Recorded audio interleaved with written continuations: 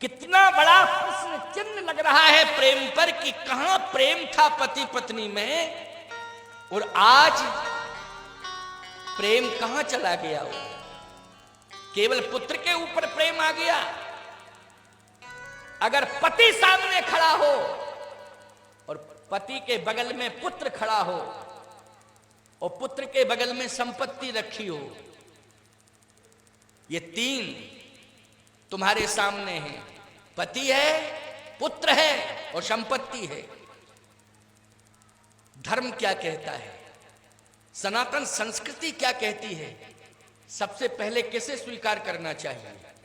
पति को स्वीकार करना चाहिए। पुत्र का स्थान बाद में आता है। वो संपत्ति अंपत्ति तो फिर थर्ड नंबर पे है, थर्ड पोजीशन पे। क्यों भाई? लेकिन पहले पति। एक ही धर्म एक व्रत नेमा, काहे बचन मन पति पद प्रेमा। पति के प्रति समर्पण हो, पति के चरणार बिंदों में प्रेम निच्छावर हो पत्नी का। पुत्र कहां चला जाएगा? पुत्र चला कहां जाएगा? पुत्र तो तुम्हारे पास ही रहेगा। बोलो, रहेगा कि नहीं रहेगा? और जहां पति के चरणों में समर्पण होगा, संपत्ति तुम्हारे चरणों में सदा लौटती रहेगी। ये मैं चैलेंज से कह रहा हूं। संपत्ति भी कहीं नहीं जाएगी। जहां सुमति तहां संपत्ति नाना, और जहां कुमति तहां विपत्ति निधाना। संपत्ति कहां चली जाएगी? संपत्ति तो तुम्हारी दासी बन जाएगी, तुम्हारे चरणों में लौटेगी। लेकिन सिद्धांत पर अटल रहो।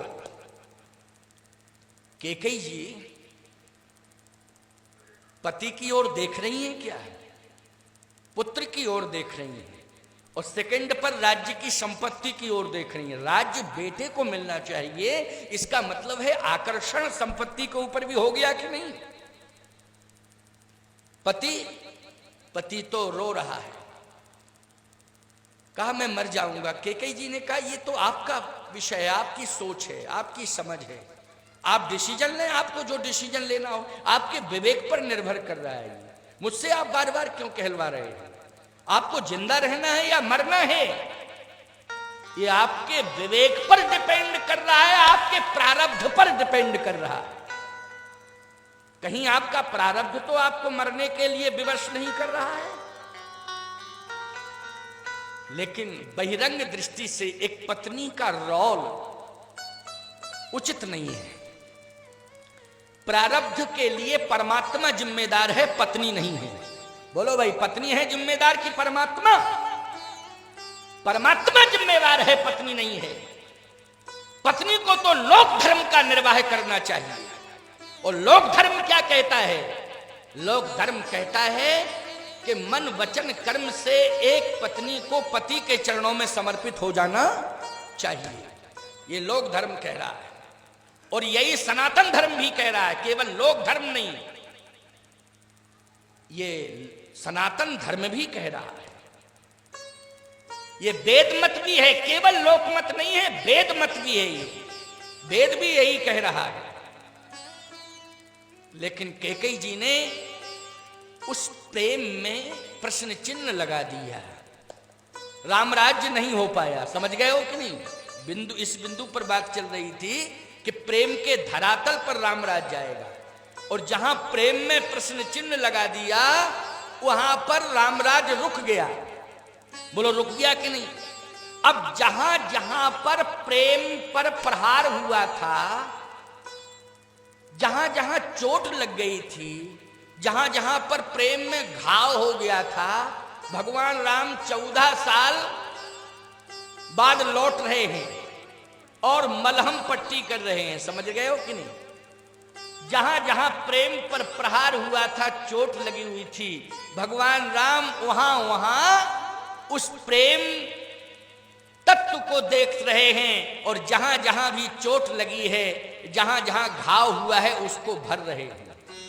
कैसे? अब जरा सुन लीजिए।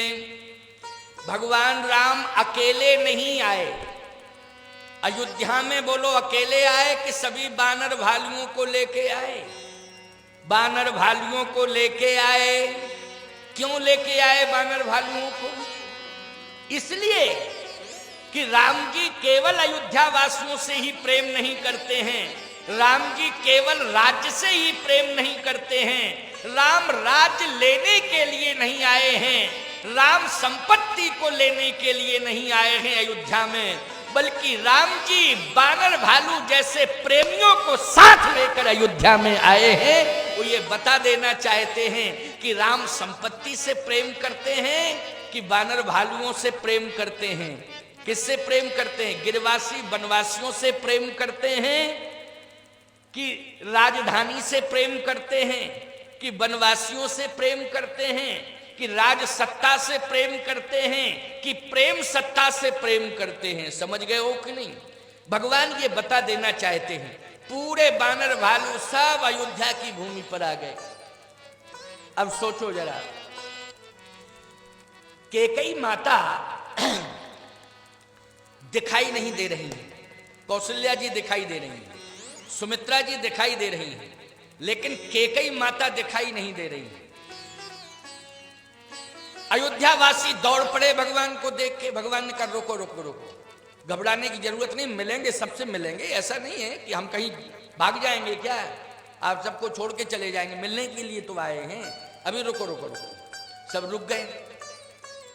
भगवान राम देख रहे हैं कि मेरी मां कौशल्या खड़ी है, ये भी देख रहे हैं कि कौशल्या मां के बगल में सुमित्रा मां भी खड़ी है, लेकिन भगवान राम अभी खड़े हुए हैं तटस्थ भाव से।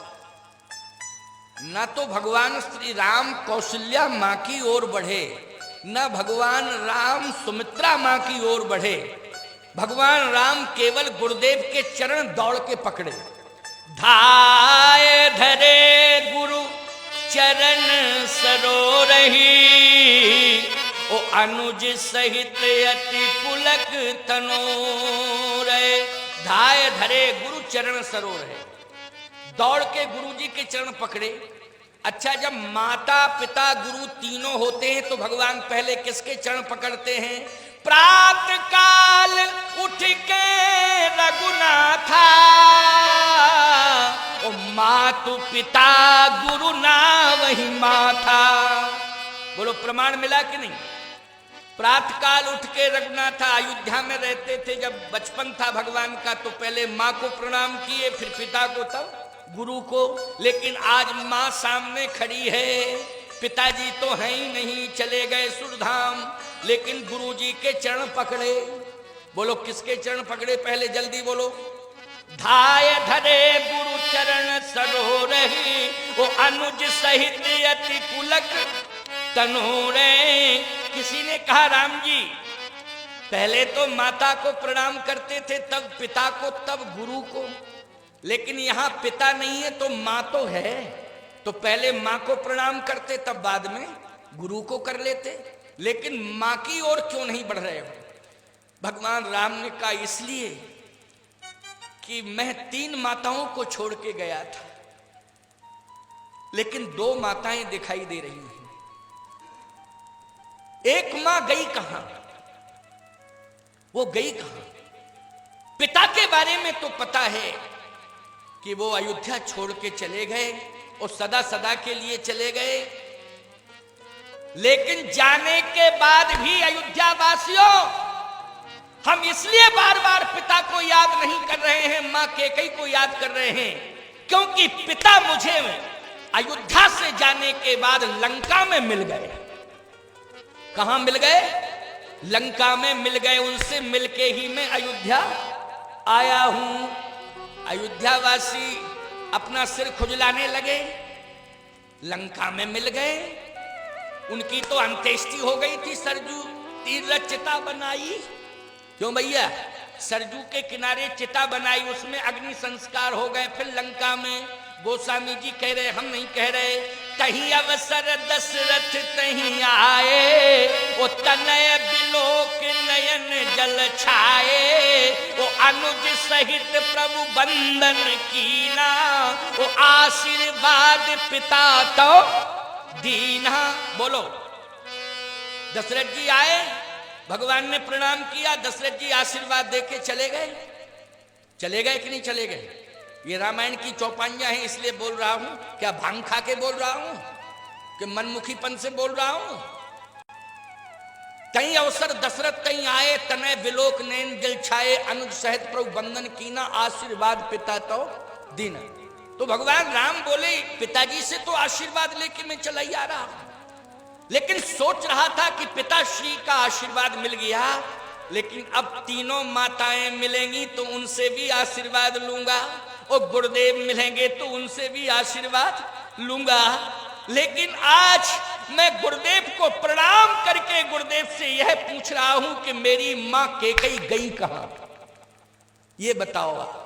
इसलिए प्रणाम करने के लिए कौशल्या जी के पास नहीं गए, सामने खड़ी रही वो, लेकिन गुरुदेव के चरणारविंदों में दौड़ पड़े राम जी, दौड़ के चरण पकड़ लिए और रोते हुए कहा गुरुदेव ये बताओ कि पिताश्री के बारे में तो समाचार मिल गया मुझे कि वो अयोध्या छोड़ के चले गए, और इतना भी मुझे आपको भी भान हो गया होगा, और मैं तो स्पष्टीकरण दे रहा हूं कि लंका में उनका दर्शन भी हुआ है, मुझे आशीर्वाद दे के वो चले गए। लेकिन मैं आज आपके चरणों को पकड़ के ये पूछ रहा हूं कि मैं 3 माताओं को छोड़ के गया था अयोध्या में, लेकिन 2 ही क्यों दिखाई दे रही हैं? कैकेयी मां कहां गई?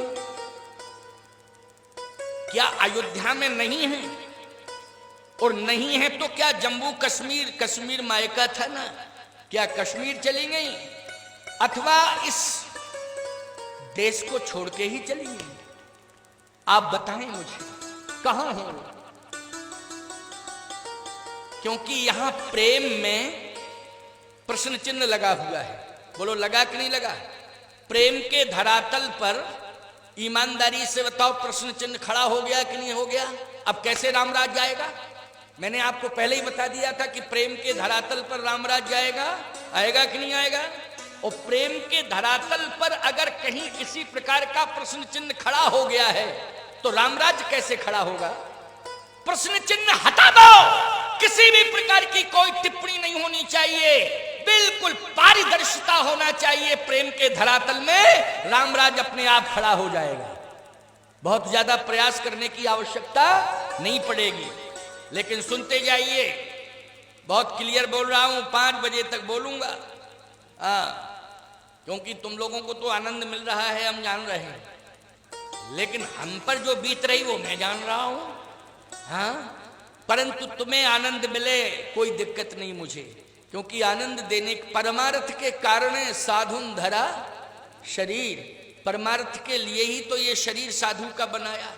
घर गृहस्थी का जंजाल छोड़ करके निकल गया, बचपन से ही निकला घर से, घर गृहस्थी का जंजाल, माता पिता परिवार पड़ोसी सब छोड़े, साधु बना। क्यों? तुम सबको प्रेम देने के लिए, परमार्थ के पथ पर चलकर परमार्थ का संदेश देने के लिए ये शरीर है, इसलिए हम चिंता नहीं करते हैं। लेकिन तुम्हें आनंद मिलना चाहिए, सबको आनंद मिलना चाहिए, सभी को आनंद मिले। तो आओ सुनो, भगवान राम ने कहा कि ये बताइए गुरुदेव कहां है वो, मां कैकेयी कहां है? वशिष्ठ जी ने कहा वो अयोध्या में ही है। तो अयोध्या में है तो फिर समूह में क्यों नहीं है, समाज में? इसका मतलब है कि समाज ने बहिष्कार कर दिया है, तभी तो नहीं है। क्यों भाई? जैसे नदी गांव में सब दिखाई देवे और कुछ लोग ना दिखाई देवे, तो कहां है वो? पूछा जाएगा कि नहीं? तो नहीं है समाज के अंदर, तो समाज ने त्यागा है ना, त्यागा है। तो समाज के अंदर यदि नहीं है माता कैकेयी, तो समाज ने क्या ठुकरा दिया है? और यदि समाज ने ठुकराया है तो कारण क्या है? क्या राम का वनगमन? और यदि राम का वनगमन कारण है तो राम से प्रेम क्या करते हैं अयोध्यावासी? जब चित्रकूट में मैंने स्पष्टीकरण दे दिया था, अगर राम से प्रेम करते हैं तो राम की बात भी तो माननी चाहिए थी। जब मैंने चित्रकूट में कह दिया था दोष दे जननी जड़ते जिन गुरु साधु सभा नहीं सही, माता कैकेयी को दोष मत देना। ये राम का वाक्य है कि माता कैकेयी दोष लायक नहीं है, उनको दोष देने की आवश्यकता नहीं है। ये राम हृदय से कह रहा है, अयोध्या वासियों, मैं हाथ जोड़ के प्रार्थना करता हूं कि मेरी माता कैकेयी को दोषी मत ठहराना। तो अगर प्रेम करते हैं अयोध्या वासी, तो राम की बात भी तो माननी चाहिए थी। और यदि बात नहीं मानी तो राम कैसे अयोध्या के राज्य को स्वीकार करेगा? आखिर कहां है, क्यों उपेक्षा की समाज ने? समाज ने उपेक्षा क्यों की माता कैकेयी की? कारण क्या है? वशिष्ठ जी ने कहा किसी ने उपेक्षा नहीं की। तो फिर क्यों नहीं आई समाज में? कहा इसलिए नहीं आई, उनका हृदय गिलानी से भरा हुआ है। और जब गिलानी से हृदय भरा है तो खुद ही भवन से नहीं निकल रही है, उसमें किसी का कोई दोष नहीं है। आहा, भगवान राम ने कहा गुरुदेव आपने तो फिर एक प्रश्न खड़ा कर दिया। वशिष्ठ जी ने कहा कैसे? भगवान राम कहते हैं आपने एक शब्द कहा कि गिलानी के कारण, कैकेयी का हृदय गिलानी से भरा हुआ है, इसलिए गिलानी के कारण कैकेयी नहीं निकली है भवन से बाहर। तो मैं एक प्रार्थना कर रहा हूं, 14 साल पहले मेरे पिताजी को, 14 साल नहीं 15 साल के राम और 27 साल की अवस्था में राम का वनवास हुआ, समझ गए हो कि नहीं? और 28.5 साल बाद राम जी लौट के आ गए। तो 28.5 साल पहले भगवान राम कहते हैं 28.5 साल पहले मेरे पिताजी के हृदय में गिलानी हुई थी। एक बार भूपति मन माही, ओ भई गलानी मोरे सुत नाही। पिताजी के गिलानी 28.5 साल बाद हुई थी, लेकिन उस गिलानी को आपने दूर किया था। बोलो, जब पिताजी की गिलानी को आपने 28.5 साल बाद दूर किया, 28.5 साल पहले दूर किया था, तो 28.5 साल बाद आप माताजी की गिलानी कर पाए? नो भाई, आप ही तो गुरु हैं। उस समय भी आप ही गुरु थे, इस समय भी आप ही गुरु हैं। जब पिताजी की गिलानी आप दूर कर सकते हैं तो माताजी की गिलानी आप दूर नहीं कर पाए। ये बात मेरी समझ में नहीं आ रही। अब कैसे रामराज जावे, कैसे सिंहासन पर राम बैठे? आपसे मेरी प्रार्थना है, निवेदन है, हाथ जोड़ के प्रार्थना है, आप मेरी शंका का समाधान करें कि आप माताजी की गिलानी को दूर क्यों नहीं कर पाए। वशिष्ठ जी ने एक बात कही, क्या? राम, अगर पुत्र के द्वारा, संतान के द्वारा, पुत्र के द्वारा अगर मां और बाप के हृदय में गिलानी भर दी गई उसकी वाणी के द्वारा, तो याद रखना जिन शब्दों के द्वारा, सुनिए जरा, जिन शब्दों के द्वारा गिलानी हृदय के अंदर पहुंची है, जब तक उन शब्दों को वापस नहीं लिया जाएगा तब तक गिलानी दूर नहीं हो सकती, ना कोई कर सकता है। और जिसने शब्द बाण छोड़ करके गिलानी पहुंचाई है, घायल किया है, उसी के शब्दों के द्वारा वो गिलानी वापस होगी और 3% आदमी के द्वारा नहीं होगी। तो राम ये तो समझो कि कैकेयी के हृदय में जो गिलानी भरी है वो किसने भरी है? गिलानी कह किसने भरी है? का कैकेयी के हृदय में जो गिलानी भरी है, वैसे तो दशरथ जी का प्राण परित्याग हो गया, इतनी बड़ी समस्या नहीं हुई। फिर बोले गिलानी तो भरत ने भर दी है। कैसे? कि भरत लौट करके आ गया, राम चित्रकूट से लौट के भरत आया, लेकिन अभी तक भरत ने कैकेयी को स्वीकार नहीं किया। और बोले त्याग किसने किया था? कहा भरत ने।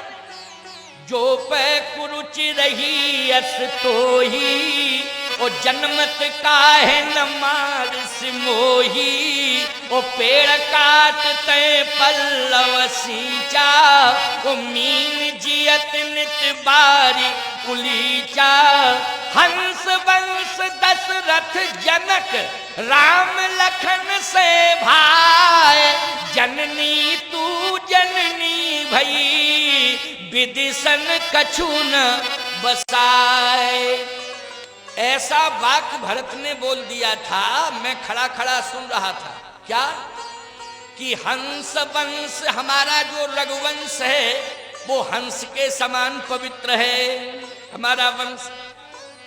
दशरथ जनक, मेरे पिता महाराज श्री दशरथ वास्तव में महापुरुष हैं, महान हैं।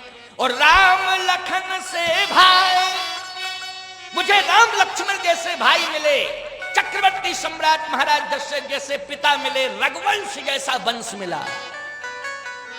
ये मेरे जीवन का सौभाग्य है। भरत ने कहा लेकिन सबसे बड़ा दुर्भाग्य है तू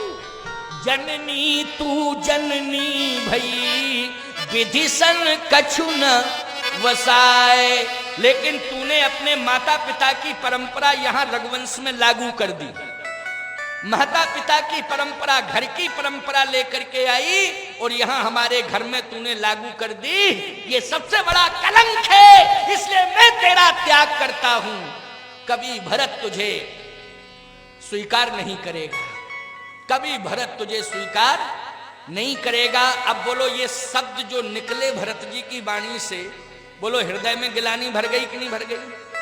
भर गई गिलानी। एक और बात बता दें, चाहे जितने ताने बाने इनके ऊपर बुनो, तो इस कान से सुनेंगी, इस कान से निकाल देंगी। लेकिन कहीं अगर मायके के ताने बाने माँ बाप के बुन दिए तो सीधे अंदर अंदर घर कर जाएंगे। समझ गए हो नहीं? अंदर घर कर जाएंगे, फिर वो निकलने वाले नहीं है। इस बात को सुन लीजिए, बिल्कुल स्पष्ट है। इसलिए हंस वंश दशरथ जनक राम लखन से भाई, जननी तू जननी भई विदिशन कछु न वसाए।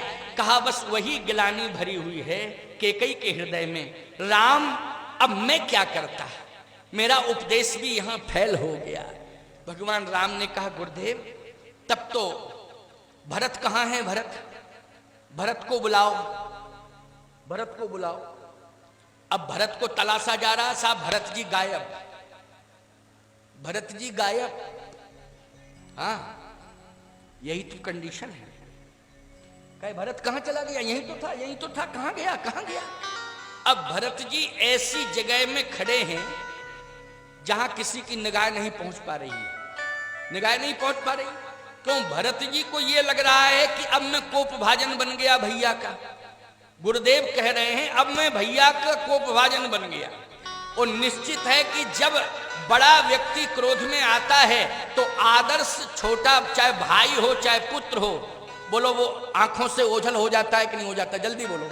इसी में मर्यादा है कि सीना तान के अकड़ के खड़ा होता कि क्या बिगाड़ोगे, है तुम्हारे अंदर ताकत हमसे बात करने की? आजकल यही तो स्थिति है। लेकिन जो मर्यादित होते हैं, जो आदर्श होते हैं, वो विनम्र होते हैं और बड़ों की आंखों से आंख नहीं मिलाते हैं, आंखों से ओझल हो जाते हैं कि नहीं? और जब मामला ठंडा हो जाता है तो आके पैर पकड़ लेते हैं। क्यों भाई, यही परंपरा है कि नहीं? तो भरत जी ने देखा कि भैया का कोप भाजन में बन रहा हूं, तो तुरंत इधर उधर हो गए, आंखों से ओझल हो गए।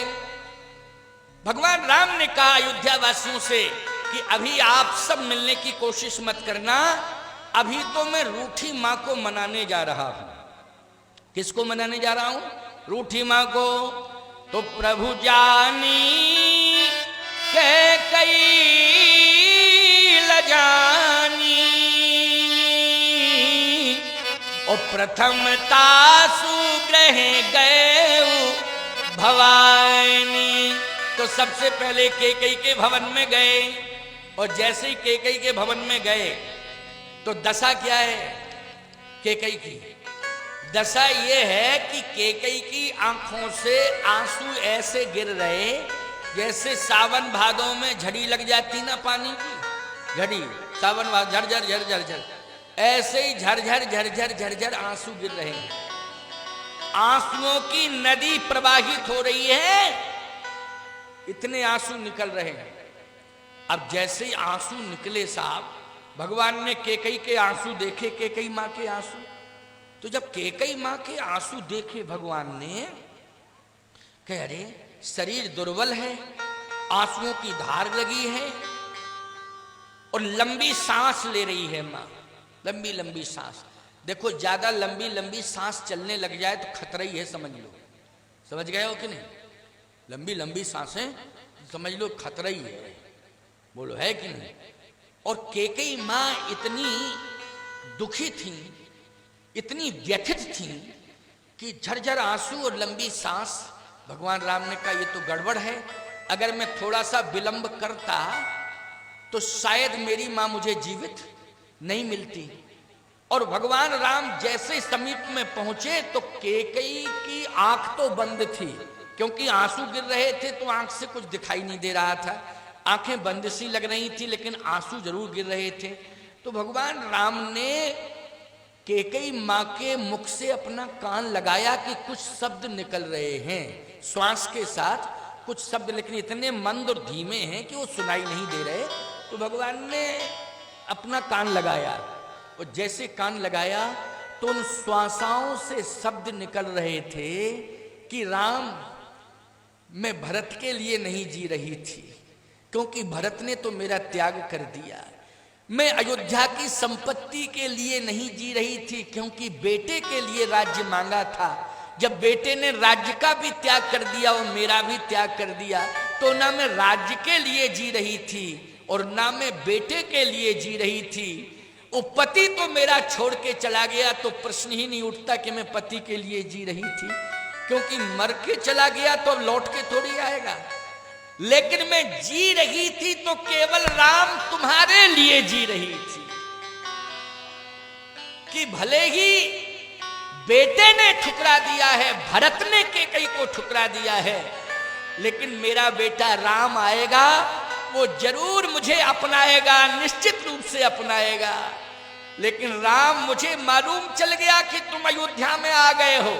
अभी केकई ने राम को देखा नहीं, लेकिन श्वासाएं जो चल रही थी उनमें शब्द राम को सुनाई दे रहे थे कि केकई कह रही थी राम तुम्हारे लिए मैं जी रही थी, लेकिन मुझे मालूम चल गया कि तुम अयोध्या में आ गए हो, लेकिन फिर भी मेरे पास नहीं आ पा रहे हो, क्योंकि अयोध्या की प्रजा ने रास्ता रोक दिया है। राम, मेरे तक पहुंचने वाला जो मार्ग था वो अयोध्या के लोगों ने अवरुद्ध कर दिया है, इसलिए तुम जनता के प्रेम पर बलिहार हो गए हो। राम, ठीक है, क्योंकि राजा को प्रजा की आवश्यकता होती है, इसलिए राम तुम निष्पक्ष हो, तुम कोमल हो, तुम सुविचारक हो, तुम करुणा निधान हो, तुम दया निधान हो, सारे गुणों से संबद्ध हो, लेकिन मजबूरी के कारण मेरे पास नहीं आ पा रहे हो। जाओ, मैं तुम्हें हृदय से दुआएं दे रही हूं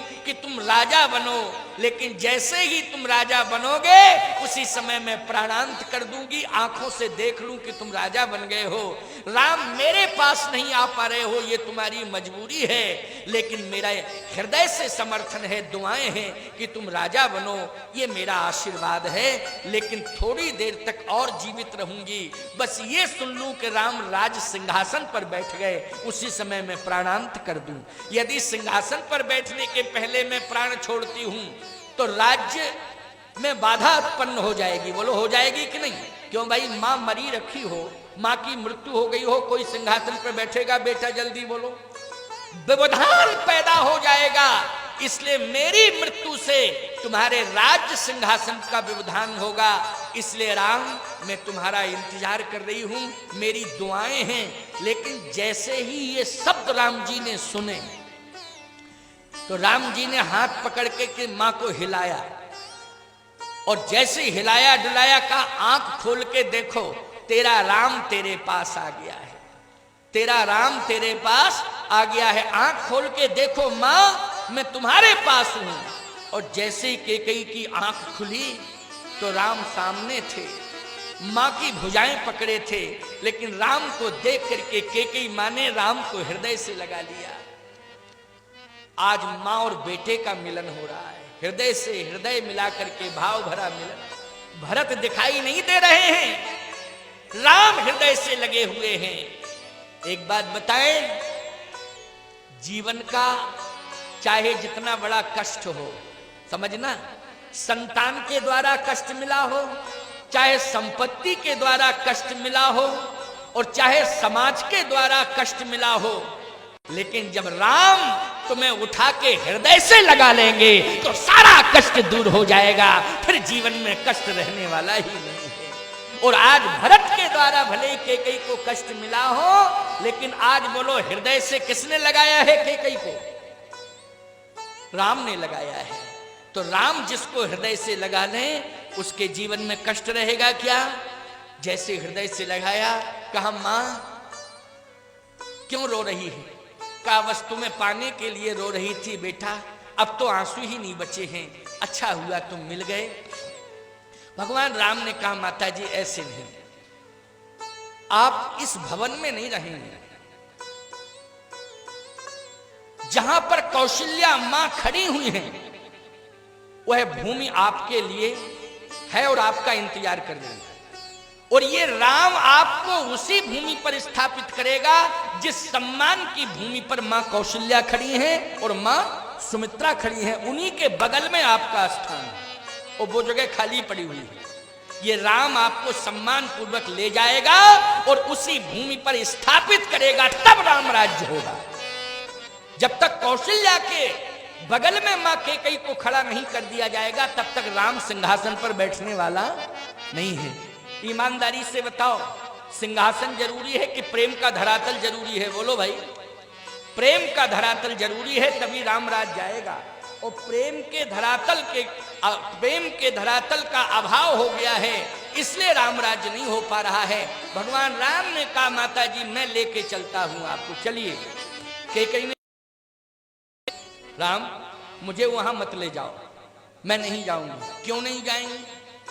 इसलिए नहीं जाऊंगी क्योंकि वहां भरत होगा, वहां भरत होगा, और जहां भरत होगा वहां मैं कैसे जा सकती, कैसे जा सकती?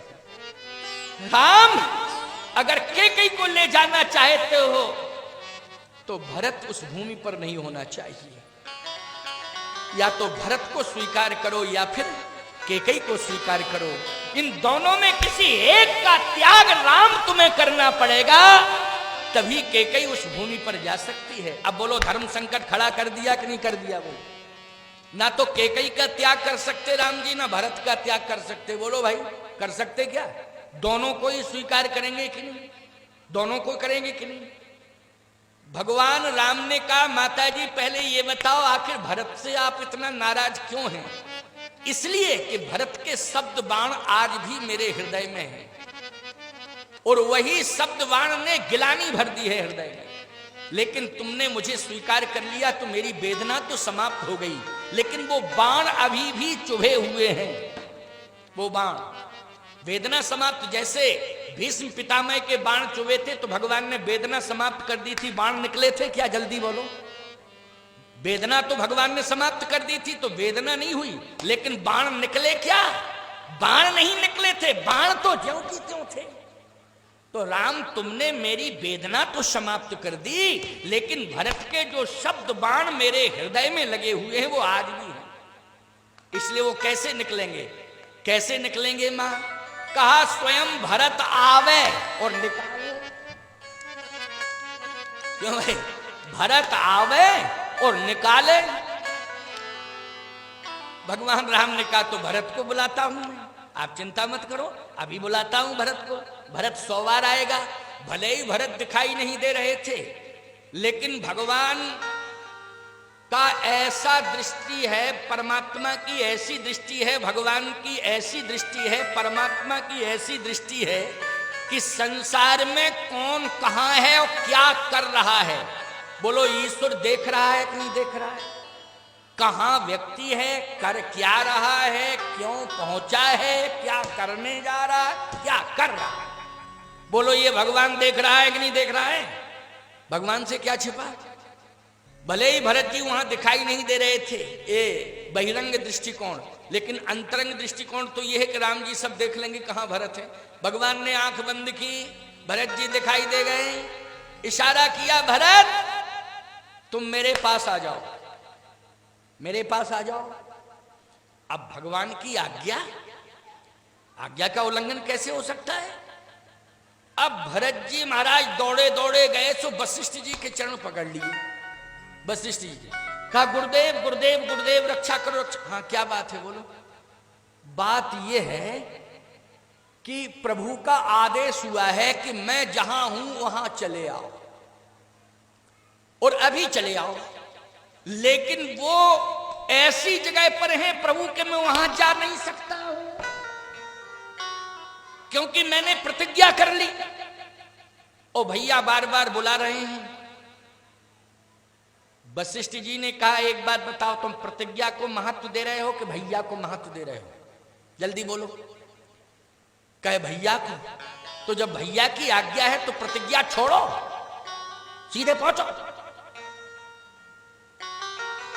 भरत जी बोले, गुरुदेव तो आप चलें साथ में, पता नहीं क्या कंडीशन हो जाए।